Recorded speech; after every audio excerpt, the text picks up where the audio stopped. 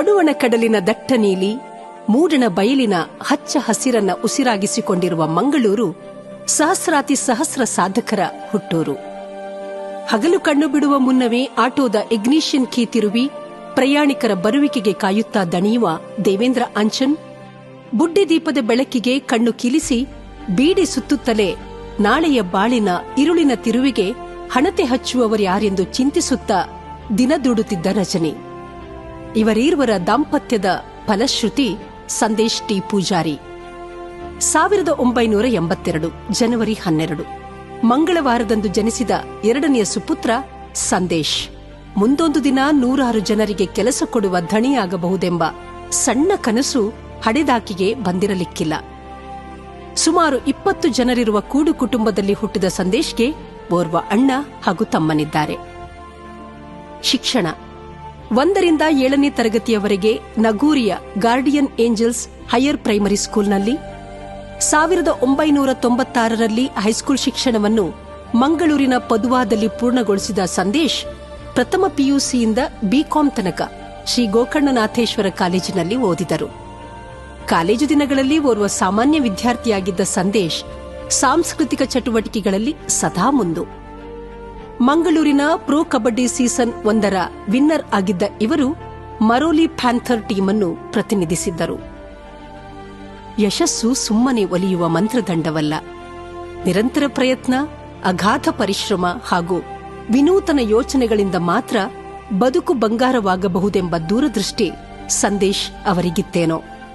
ತನ್ನ ಗುರಿ ತಲುಪುವ, ಜೀವನ ಕಟ್ಟಿಕೊಳ್ಳುವ ನಿಟ್ಟಿನಲ್ಲಿ ರಾತ್ರಿ ಬೌನ್ಸರ್ ಪಬ್ನಲ್ಲಿ, ಆರ್ಕೆಸ್ಟ್ರಾದಲ್ಲಿ ಹಾಡುಗಾರನಾಗಿ, ಹಗಲಿನಲ್ಲಿ ಕೇಟರಿಂಗ್ ಕೆಲಸ ಮಾಡುತ್ತಾ 2003ರಲ್ಲಿ ತನ್ನ ಕಾಯಕ ಯೋಗವನ್ನು ಆರಂಭಿಸಿದರು.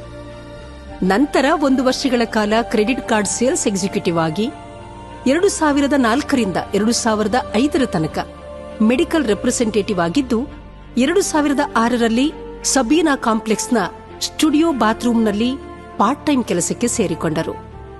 ಈ ನಡುವೆ ಎಜುಕೇಷನ್ ಲೋನ್ ಸಹಾಯದಿಂದ 1 ವರ್ಷದ ಆನಿಮೇಷನ್ ಕೋರ್ಸ್ ಅನ್ನು ಮುಗಿಸಿ ಮುಂದಿನ ದಾರಿಯ ಬಗ್ಗೆ ಯೋಚಿಸಿ ಕೈಗಿಷ್ಟು ಒಳ್ಳೆಯ ಸಂಬಳ ಬಂದರೆ ಸಾಕೆಂದು 2007ರಲ್ಲಿ ಹೈದರಾಬಾದ್ ಬಸ್ ಹತ್ತಿದ ಸಂದೇಶ್ ಡಿಕ್ವಿ ಎಂಟರ್ಟೈನ್ಮೆಂಟ್ ಕಂಪನಿಯಲ್ಲಿ ಉದ್ಯೋಗ ಗಿಟ್ಟಿಸಿಕೊಂಡು 2014ರ ತನಕ ಅಲ್ಲಿಯೇ ಕೆಲಸ ಮಾಡುತ್ತಾ ಸ್ವಲ್ಪ ಮಟ್ಟಿಗಿನ ಉಳಿತಾಯವನ್ನ ಮಾಡಿದ್ದರು.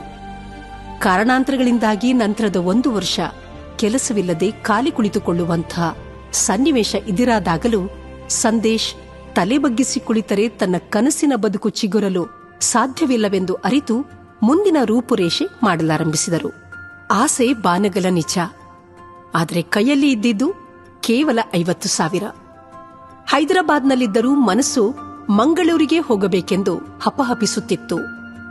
ಅದೊಂದು ದಿನ ಏನಾಯ್ತೋ ಅದೇನನ್ನಿಸಿತೋ ಸಂದೇಶ್ ನೇರವಾಗಿ ಮಂಗಳೂರಿಗೆ ಬಂದವರು ಒಬ್ಬನೇ ಒಬ್ಬ ಹುಡುಗನನ್ನ ಕೆಲಸಕ್ಕೆ ಸೇರಿಸಿಕೊಂಡು ಡಿನೆಟ್ ಸರ್ವಿಸಸ್ ಅನ್ನುವ ಸ್ವಂತ ಉದ್ದಿಮೆಗೆ ಪಾದಾರ್ಪಣೆ ಮಾಡಿದರು. ದೇವರು ಕೆಲವೊಮ್ಮೆ ಮನುಷ್ಯರ ರೂಪದಲ್ಲಿ ಬರುತ್ತಾರೇನೋ. ಹಿರಿಯರಾದ ಧರ್ಮಪಾಲ್ ಪೂಜಾರಿಯವರು ತಮ್ಮ ಮನೆಯ ಕ್ರಯಪತ್ರವನ್ನ ಅಡಮಾನವಿಟ್ಟು 10 ಲಕ್ಷ ರೂಪಾಯಿಗಳನ್ನು ಸಂದೇಶ್ರವರಿಗೆ ನೀಡಿ ದೇವರ ಸ್ಥಾನವನ್ನೇರಿಬಿಟ್ಟರು. ಅಂದು ಬಂಡವಾಳ ಹಾಕಿ ಆರಂಭಿಸಿದ ಈ ಕಂಪನಿ ಮುಂದೇನಾಗಬಹುದು ಎಂಬ ಆತಂಕದೊಂದಿಗೆ ಬೆಳೆಯುತ್ತಾ ಇಂದು 40 ಕೋಟಿಗೂ ಅಧಿಕ ಮೌಲ್ಯ ಹೊಂದಿದೆ ಎಂದರೆ ಅದು ಸಂದೇಶ್ ಟಿ ಪೂಜಾರಿಯವರ ಅಹರ್ನಿಶಿ ದುಡಿಮೆ ಮತ್ತು ಅವರ ತಂಡದ ಪರಿಶ್ರಮ ಎಂದರೆ ಅತಿಶಯೋಕ್ತಿಯಾಗಲಿಕ್ಕಿಲ್ಲ. ಪ್ರಸ್ತುತ 100ಕ್ಕೂ ಅಧಿಕ ಉದ್ಯೋಗಿಗಳು, 250 ಫ್ರಾಂಚೈಸಿಗಳು ಕರ್ನಾಟಕದಾದ್ಯಂತ ಇರುವ ಡಿನೆಟ್ ಕಂಪನಿಯ ತೆಕ್ಕೆಯಲ್ಲಿವೆ. Google, Facebook, Netflix, Amazon, Microsoft ಮುಂತಾದ ದಿಗ್ಗಜ ಕಂಪನಿಗಳೊಂದಿಗೆ ಒಡಂಬಡಿಕೆ ಮಾಡಿಕೊಂಡಿರುವ ಡಿನೆಟ್ ಸರ್ವಿಸಸ್ ಮಂಗಳೂರಿನಲ್ಲಿ ಸ್ವಂತ ಡೇಟಾ ಸೆಂಟರ್ ಅನ್ನು ಹೊಂದಿದ್ದು 1 ಲಕ್ಷಕ್ಕೂ ಅಧಿಕ ಇಂಟರ್ನೆಟ್ ಬಳಕೆದಾರರನ್ನು ಡಿನೆಟ್ ಸರ್ವಿಸಸ್ ಪ್ರೈವೇಟ್ ಲಿಮಿಟೆಡ್ ಹೊಂದಿದೆ. ಜೊತೆಗೆ day to day news channel, Datavex AI software company, .net connect solutions private limited, Jaya Bharatha Souharda ಸೊಸೈಟಿಯ ಡೈರೆಕ್ಟರ್ ಶ್ರೀ ಸಂದೇಶ್ ಡಿ ಪೂಜಾರಿಯವರು ಕಳೆದ 20 ವರ್ಷಗಳಿಂದ ತಮ್ಮ ಅಜ್ಜಿ ಮನೆ ಬೆಳ್ತಂಗಡಿಯ ಶಿರ್ಲಾಲಿನ ಗರೋಡಿ ಎಂಬಲ್ಲಿ ವಿವಿಧ ರೀತಿಯ ಕಾರ್ಯಕ್ರಮಗಳನ್ನು ಆಯೋಜಿಸುತ್ತಿರುವ ಇವರು ಹಲವಾರು ಸಂಘ ಸಂಸ್ಥೆಗಳ ಚಟುವಟಿಕೆಗಳಿಗೆ ಪ್ರಾಯೋಜಕರಾಗಿದ್ದು ಸಮಾಜ ಸೇವೆಯಲ್ಲಿ ತೊಡಗಿಸಿಕೊಂಡಿದ್ದಾರೆ. ಶಿಕ್ಷಣದಿಂದ ಯಾರೂ ವಂಚಿತರಾಗಬಾರದು ಎನ್ನುವ ಇವರ ಕಳಕಳಿಯಿಂದಾಗಿ ಕಳೆದ 3 ವರ್ಷಗಳಿಂದ ಆಯ್ದ ಒಂದು ಸರ್ಕಾರಿ ಶಾಲೆಗೆ ಉಚಿತವಾಗಿ ಕಂಪ್ಯೂಟರ್ಗಳನ್ನು ನೀಡುತ್ತಾ ಬಂದಿದೆ ಡಿನೆಟ್ ಸರ್ವಿಸಸ್ ಪ್ರೈವೇಟ್ ಲಿಮಿಟೆಡ್.